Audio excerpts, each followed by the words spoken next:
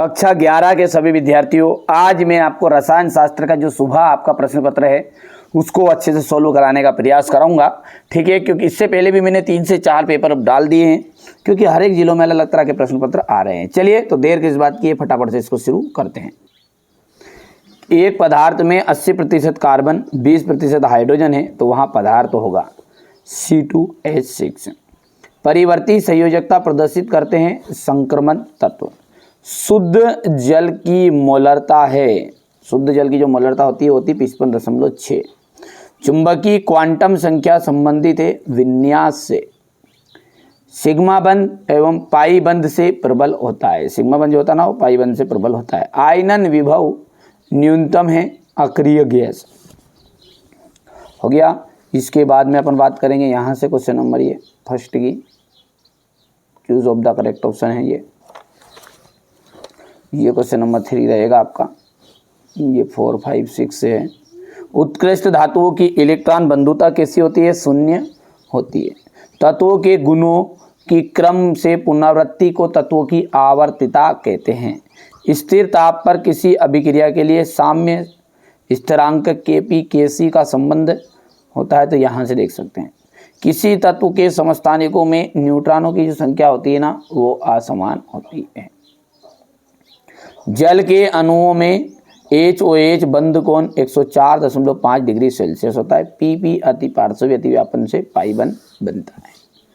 इतना ठीक है। यहाँ से अपन बात करेंगे क्वेश्चन नंबर 2 की, तो ये आपका रहेगा यहाँ पर। ठीक है, आगे बढ़ते हैं।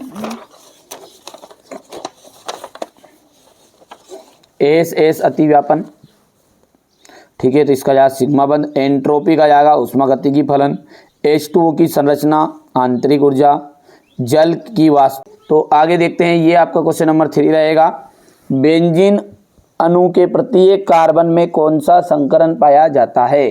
तो बेंजीन के प्रत्येक कार्बन में sp2 संकरण पाया जाता है। किस एंथैल्पी का जो मान है वो सदैव ऋणात्मक होता है? कौन सी एंथैल्पी जिसका मान सदैव ऋणात्मक रहेगा? तो दहन की एंथैल्पी। एंट्रोपी क्या है? व्यवस्था की माप। सोडियम किस ब्लॉक का तत्व है? एस ब्लॉक का तत्व है। एथिलीन डाई ब्रोमाइड को ZN चूर्ण के साथ गर्म करने पर क्या बनता है? तो एथिलीन बनता है। इतना हो गया है। यहाँ पर अपन आगे बढ़ेंगे। ये हो जाएगा आपका, हो गया। इसके बाद में 1 लीटर जल में H2O के मोलों की संख्या 55.5% मोल होती है। बिल्कुल सत्य बात है। ये सत्य आप कंप्लीट कर सकते हैं।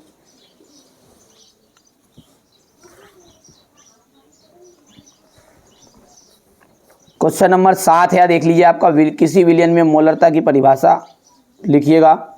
डाल्टन के परमाणुवाद के मुख्य बिंदु लिखने हैं। एनोड किरणें कैसे उत्पन्न होती है बताइए। ठीक है, इसके बाद में आपका एनोड किरणें कैसे उत्पन्न होती है उसके गुण बताइए। परमाणु के मौलिक कण क्या है, इसके नाम और द्रव्यमान एवं आवेश सहित लिखिएगा। उत्कृष्ट गैसों की इलेक्ट्रॉन बंधुता शून्य होती है, क्यों? आधुनिक आवर्त नियम क्या है?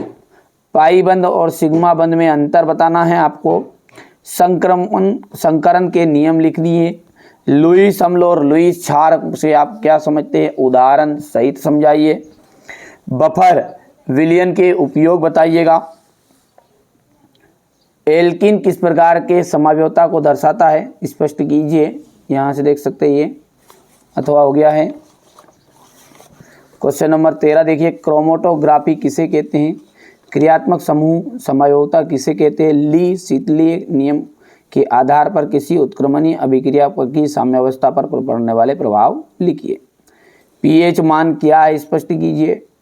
विद्युत अपघटनी सेल तथा विद्युत रासायनिक सेल में अंतर।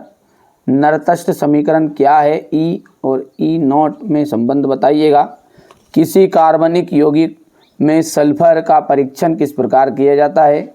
इलेक्ट्रोमेरिक प्रभाव पर संक्षिप्त टिप्पणी लिखिए। यहाँ से देख सकते हैं क्वेश्चन नंबर 17 रहेगा। हो गया।